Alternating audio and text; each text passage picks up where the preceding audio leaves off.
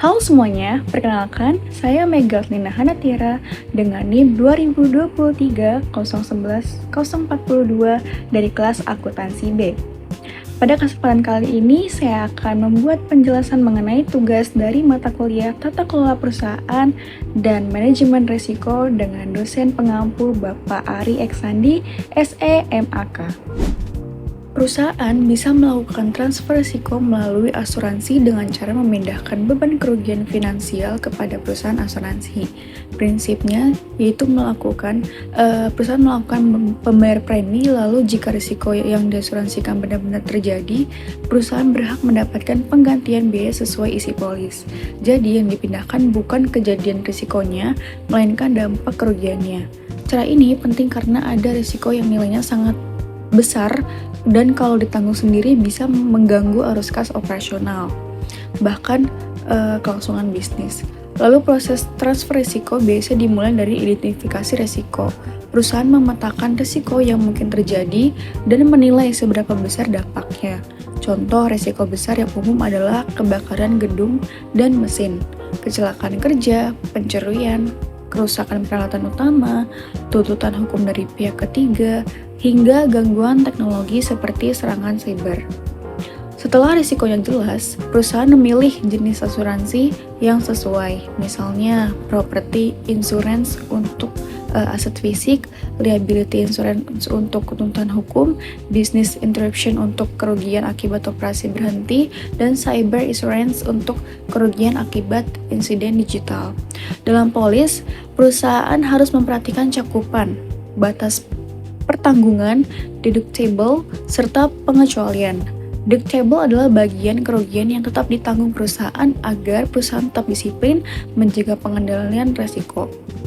Agar lebih nyata, untuk contoh studi kasus di industri perbankan, khususnya bank digital.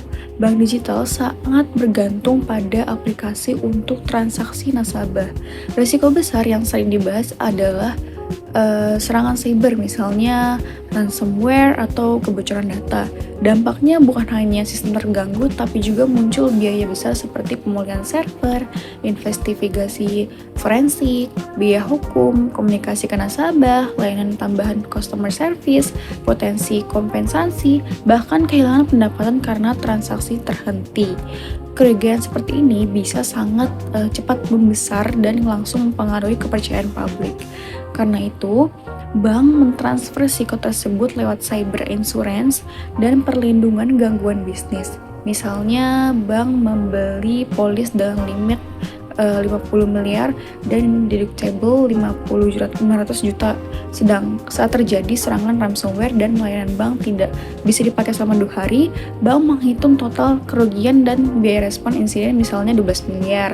Dengan skema tadi, bank menanggung 500 juta sesuai dengan deductible, lalu 11,5 miliar diajukan sebagai klaim asuransi jika persyaratan dan dokumen ketentuan polis terpenuhi. Hasilnya, bank tidak harus menanggung sendiri kerugian besar, sehingga kondisi keuangan itu lebih stabil dan lainnya bisa dipulihkan lebih cepat. Sehingga kalau dari sini bisa kita lihat bahwa asuransi adalah alat transfer yang memang cocok untuk risiko besar yang sulit diprediksi dan berbiaya tinggi.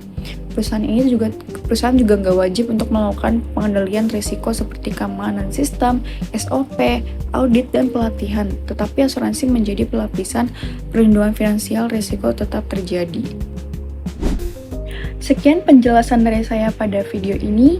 Terima kasih atas waktu dan perhatian yang diberikan.